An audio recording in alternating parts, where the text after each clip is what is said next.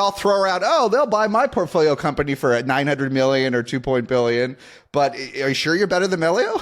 I'm not so sure. I think the interesting thing also about that one was that they'd raised a couple of rounds significantly above that in value. I think they'd raised in 21 2 rounds, the last of which was 4.5 billion, right? So, you look back on that and you go, look, on the one hand, it just shows what a lovely rigged game the late stage business is. If you always get a 1x on your losers and you have enough winners, by definition, you have a positive IRR.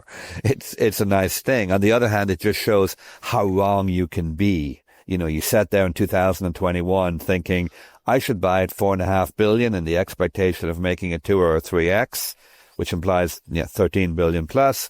And, you fast forward 3 or 4 years and you're happily taking 2 billion. I mean, the pref stack here was 650. So it was 650 total pref stack. And then the last round was 4 billion by GC.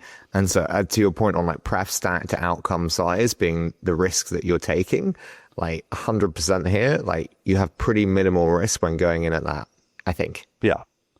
I mean, agreed. Yeah, you're still getting a 0% IRR, but I guess it's limited. Agreed, but you're getting a 0% IRR on your losers again. The interesting to me, I guess this is Captain Obvious. Okay, I'm a little slower than the two of you.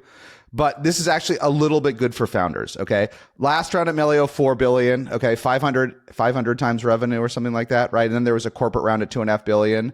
But like, if you're getting your preference back, and it's below your 4 billion, you don't really care what the price is.